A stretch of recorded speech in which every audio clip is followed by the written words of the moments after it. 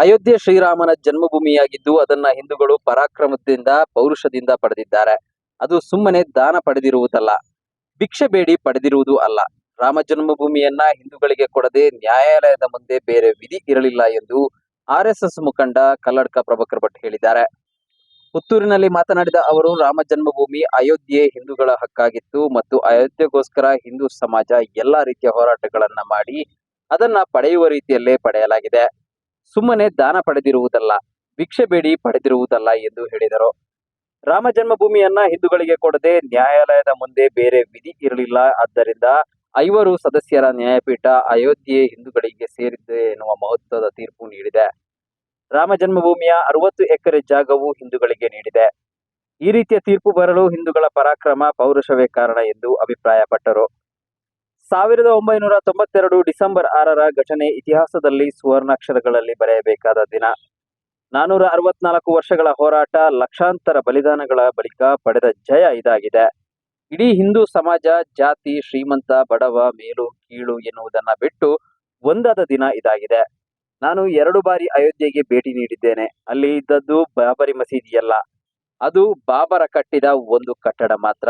ಮಸೀದಿಯಾಗುತ್ತಿದ್ದರೆ ಅಲ್ಲಿ ಮಿನಾರು ಇರಬೇಕಿತ್ತು, ಕೈ ತೊಳೆಯುವ ತೊಟ್ಟಿ ಇರಬೇಕಿತ್ತು, ಬಾಂಗ್ ಮಾಡುವ ಕೊಠಡಿಯೂ ಇಲ್ಲ.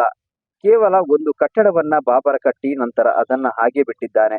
ಆ ಕಟ್ಟಡವನ್ನ ಹಿಂದೂಗಳು ಧ್ವಂಸ ಮಾಡಿದ್ದಾರೆ ಎಂದು ಡಾಕ್ಟರ್ ಕಲ್ಲಡ್ಕ ಪ್ರಭಾಕರ್ ಭಟ್ ನುಡಿದರು. ಯಶಸ್ವಿ ಆಯ್ತು ಅಂತ ಕೇಳಿದ್ರೆ ಇಡೀ ಹಿಂದೂ ಸಮಾಜ ತನ್ನೆಲ್ಲ ಜಾತಿ, ಮತ, ಪ್ರಾಂತ, ಪಕ್ಷ, ಶ್ರೀಮಂತ, ಬಡವ, ಕಲ್ತವ, ಕಲಿಯದವ, ಕಪ್ಪಿನವ, ಎಲ್ಲವನ್ನು ಮರೆತು ನಾನು ಹಿಂದೂ ಅಂತ ಮಾತ್ರ, ನಾನು ರಾಮನ ಭಟ್ಲ ಅಂತ ಮಾತ್ರ, ನಾನು ಈ ದೇಶದ ಒಬ್ಬ ಶ್ರದ್ಧಾಳು ಅಂತ ಹೇಳುವಂಥ ಭಾವನೆಯ ಜೊತೆಯಲ್ಲಿ ಅಲ್ಲಿಗೆ ಹೋದದ್ರ ಪರಿಣಾಮ ಅಲ್ಲಿರುವಂಥ ಬಾಬರಿ ಕಟ್ಟಡ, ಇದರಲ್ಲಿಯೂ ಹೇಳಿದ್ದಾರೆ, ದಯವಿಟ್ಟು ಅದನ್ನು ಸರಿ ಮಾಡಿಕೊಳ್ಳುವೆ, ಬಾಬರಿ ಮಸೀದಿ ಅಲ್ಲ ಅದು. ಬಾಬರಿ ಮಸೀದಿ ಮಾಡಬೇಕಾದ್ರೆ ಅಲ್ಲಿ ಮಸೀದಿಯಲ್ಲಿ ಪ್ರಾರ್ಥನೆ ಆಗಬೇಕಾಗಿತ್ತಲ್ಲ, ಅದಕ್ಕೊಂದು ಮೀನಾರು ಇರಬೇಕಾಗಿತ್ತಲ್ಲ, ಅದಕ್ಕೊಂದು ಕೈ ತೊಳಿಲಿಕ್ಕೆ ತೊಟ್ಟಿ ಇರಬೇಕಾಗಿತ್ತಲ್ಲ. ನನಗೆ ಸೌಭಾಗ್ಯ 2 ಬಾರಿ ಹೋಗಲಿಕ್ಕೆ ಅವಕಾಶ ಸಿಕ್ಕಿದೆ. ಅದರಲ್ಲಿ ಎಲ್ಲಿಯೂ ಮೀನಾರು ಇಲ್ಲ, ಬಾಂಗ್ ಕೊಡಲಿಕ್ಕೆ ತೊಟ್ಟಿ ಇಲ್ಲ, ಅಲ್ಲಿ ಮಾಡಿ ಪ್ರಾರ್ಥನೆ ಮಾಡಿದಂಥ ಇತಿಹಾಸನೇ ಇಲ್ಲ. ಅದು ಬಾಬರ ಒಂದು ಸ್ಟ್ರಕ್ಚರ್ ಮಾಡಿದ ಅಷ್ಟಕ್ಕೆ ನಿಲ್ಲಿಸಿಬಿಟ್ಟ, ಮುಂದಕ್ಕೆ ಹೋಗಲಿಲ್ಲ. ಆ ಕಟ್ಟಡವನ್ನು ಧ್ವಂಸ ಮಾಡಿತ್ತು. ಅಂತ ಒಂದು ಅದ್ಭುತವಾದಂಥ ಕಾರ್ಯ, ಅಂದರೆ ಒಂದು ಪೌರುಷ, ಸಾಹಸ, ಸಂಘಟಿತವಾದಂಥ ಒಂದು ಕಾರ್ಯ ಹಿಂದೂ ಸಮಾಜ ಮಾಡಿದ್ದರ ಪರಿಣಾಮ ಯಾರಿಗೂ ಆಗದಂಥ ಒಂದು ಕೆಲಸವನ್ನು ಹಿಂದೂ ಸಮಾಜ ಮಾಡಲಿಕ್ಕೆ ಸಾಧ್ಯ ಆಯಿತು. ಅದರ ಪರಿಣಾಮ 4 ವರ್ಷದ ಹಿಂದೆ 19ನೇ ಇಸವಿಯಲ್ಲಿ ನವೆಂಬರ್ 9ನೇ ತಾರೀಕಿಗೆ ಸುಪ್ರೀಂ ಕೋರ್ಟ್ನ 5 ಜನ ಜಡ್ಜರು,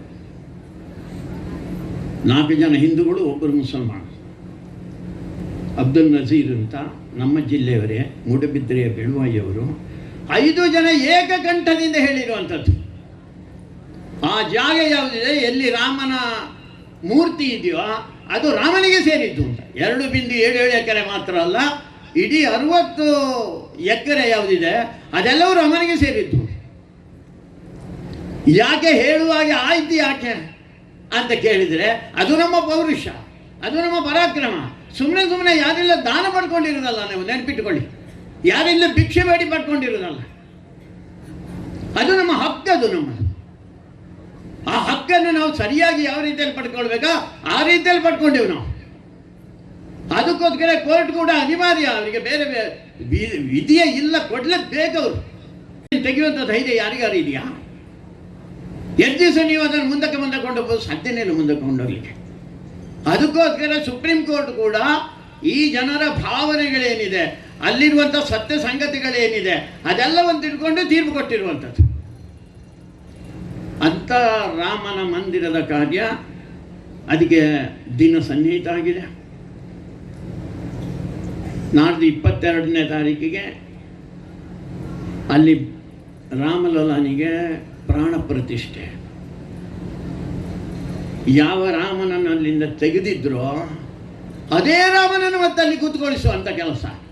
ನಾನು ಅದನ್ನು ಹೇಳಿದ್ದು, ಸೋಮನಾಥನ ಮಂದಿರ ಸೋಮನಾಥನ ತೆಗೆದ್ರು ಮತ್ತೆ ಪ್ರತಿಷ್ಠೆ ಮಾಡಿದ್ರು. ಅದು ನಮ್ಮ ಸ್ವಾಭಿಮಾನದ ಸಂಗತಿ, ಅದು ನಮ್ಮ ಗೌರವದ ಸಂಗತಿ, ಅದು ನಮ್ಮ ಒಗ್ಗಟ್ಟಿನ, ನಮ್ಮ ಶಕ್ತಿಯ ದರ್ಶನ. ಅದು ಅದೇ ರೀತಿ ನಾಡ್ದು 22ನೇ ತಾರೀಕಿಗೂ ಕೂಡ ರಾಮನ ಪ್ರಾಣ ಪ್ರತಿಷ್ಠೆ ನಡೆಯುವಂಥ ಒಂದು ಅಪೂರ್ವವಾದಂಥ ಒಂದು ದಿನ ಮಧ್ಯಾಹ್ನ 12 ಗಂಟೆ 20 ನಿಮಿಷಕ್ಕೆ ನಡೆಯೋದಿದೆ. ನಮಗೆಲ್ಲರಿಗೂ ಸೂಚನೆ ಬಂದಿದೆ ಅಂತ ತಿಳ್ಕೊಳ್ತಾನೆ.